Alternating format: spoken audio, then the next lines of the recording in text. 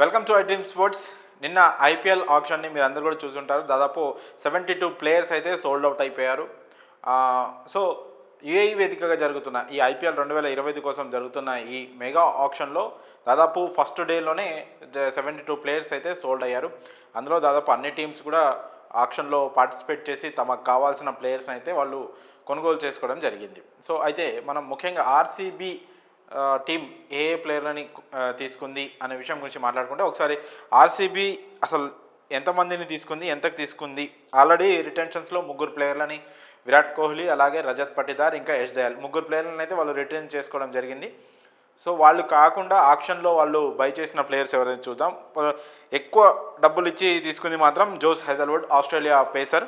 తనని దాదాపు 12.5 కోట్లకైతే ఆర్సీబీ తీసుకుంది. ఆ తర్వాత ఫిల్ సాల్ట్ని 11.5 కోట్లకు తీసుకుంది. జితేష్ శర్మని 11 కోట్లకు తీసుకుంది. ఇంగ్లాండ్ ఆల్రౌండర్ లైమ్ లివింగ్స్టన్ అయితే 8.75 క్రోర్స్కి అయితే తీసుకుంది. అలాగే రషిక్ దార్ని 6 కోట్లకు తీసుకుంది.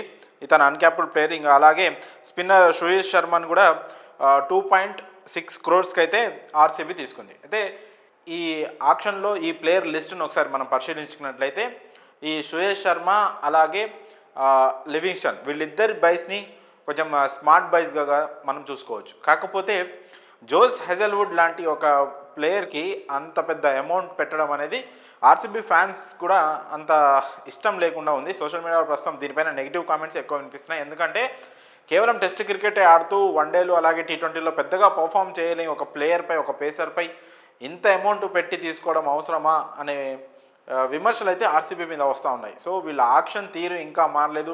దాదాపు 17-16 సీజన్లు ముగిసిన తర్వాత కూడా ఆర్సీబీ మళ్ళీ వేలంలో గతంలో ఎలాంటి తప్పులు చేసిందో ఇప్పుడు కూడా అవే తప్పుల్ని రిపీట్ చేస్తుంది అనే విమర్శలు అయితే వినిపిస్తూ ఉన్నాయి. చూసుకుంటే వాళ్ళ ఆక్షన్ తీరు కూడా అలాగే ఉంది. ఎందుకంటే కేఎల్ రాహుల్ లాంటి ప్లేయర్, సరే బౌలర్ల విషయం కోసం పక్కన పెడితే, కేఎల్ రాహుల్ లాంటి ప్లేయర్ 14 కోట్లకే చాలా తక్కువ, అతను ఎక్స్పెక్ట్ చేసిన దానికంటే చాలా తక్కువ అమౌంట్కి పోతుంటే కూడా ఆర్సీబీ అతనిపై ఇంట్రెస్ట్ చూపించలేదు. అలాగే టెస్టులు మాత్రమే ఆడుతూ మిగతా లిమిటెడ్ ఓవర్స్ క్రికెట్లో పెద్దగా పర్ఫామ్ చేయని హెజల్వుడ్పై అంత అమౌంట్ పెట్టింది. అలాగే సిరాజ్ని కూడా ఆర్టీఎం ఆప్షన్ ఉన్నా కూడా సిరాజ్ని వద్దనుకుంది. సో ఇలాంటి కొన్ని తప్పులు, ఇంకా మంచి బౌలర్ ట్రెంట్ బోల్ట్ లాంటి బౌలర్లను కూడా వాళ్ళు కూడా దాదాపు అంతే అమౌంట్కి పోయినప్పటికి కూడా వాళ్ళని కూడా తీసుకోవడానికి ఆర్సీబీ ఇంట్రెస్ట్ చూపించలేదు.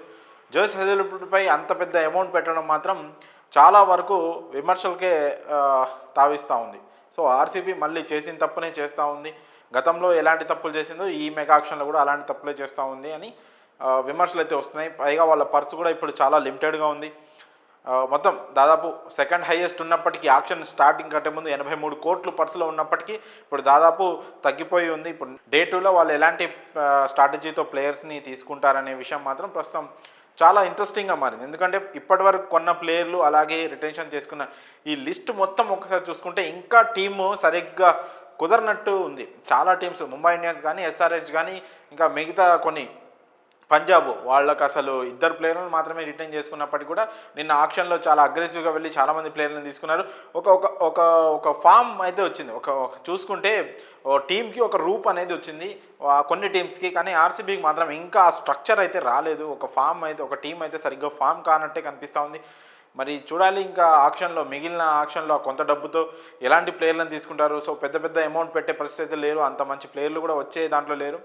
జితేష్ శర్మ ఓకే మంచి బై అని చెప్పుకోవచ్చు, కానీ తనకు కూడా అమౌంట్ కాస్త ఎక్కువే పెట్టేశారు అనే విమర్శలు కూడా వస్తూ ఉన్నాయి. చూడాలి మరి ఆర్సీబీ మరి ఈ టీంతో ఈ సాలా కప్ నమ్దే ఆ స్లోగన్ను నిజం చేస్తుందా, లేదా మరొకసారి ఆ స్లోగన్ లాగానే మిగిలిపోతుందా. టీం సరిగ్గా కుదరకపోతే మాత్రం ఎంత ఫ్యాన్ పేజ్ ఉన్నా, ఎంత క్రేజ్ ఉన్నా మాత్రం ఆ కప్ అనేది రాదు. ఖచ్చితంగా ఆటగాళ్లే బరిలోకి దిగి ఆడాల్సి ఉంటుంది. కాబట్టి విరాట్ కోహ్లీ లాంటి ఒక స్టార్ ప్లేయర్లకి, పర్ఫామ్ చేస్తున్న ప్లేయర్లకి ఒక టీం కూడా జత కావాలి. ఒక ప్లేయర్ వల్ల కప్ అనేది చాలా కష్టం. అది దాదాపు 16-17 ఏళ్ళ నుంచి మనం చూస్తూనే ఉన్నాం. సో ఒకరిద్దరు ప్లేయర్లను నమ్ముకొని ఆర్సీబీ బరిలోకి దిగితే మాత్రం కరెక్ట్ కాదు. ఒక పర్ఫెక్ట్ టీం ఉండాలి. బ్యాటింగు, బౌలింగు, ఇలా ఆల్రౌండర్లతో అన్నింటిలో బ్యాలెన్స్గా ఉంటూ ఒక పర్ఫెక్ట్ టీం ఉంటేనే ఆ కప్ అనేది కొట్టగలం. సో ఇప్పటికైనా ఆర్సీబీ డే 2లో అయినా ఒక మంచి స్ట్రాటజీతో మంచి ప్లేయర్లను తీసుకోవాలని ఆర్సీబీ ఫ్యాన్స్ అయితే కోరుకుంటారు. ఇప్పటివరకు జరిగిన వేలం చూస్తే మాత్రం ఆర్సీబీ స్ట్రాటజీని, ఆ బయింగ్ స్ట్రాటజీని మాత్రం ఆర్సీబీ ఫ్యాన్స్ కూడా తీవ్రంగా వ్యతిరేకిస్తున్నారు. మరి చూడాలి డే 2లో ఎలాంటి ప్లాన్స్తో ఆర్సీబీ ముందుకు వస్తుందో, మరి ఆర్సీబీ ఇప్పటివరకు కొనుగోలు చేసిన ప్లేయర్స్పై మీ అభిప్రాయాలను కామెంట్స్ రూపంలో తెలియజేయండి.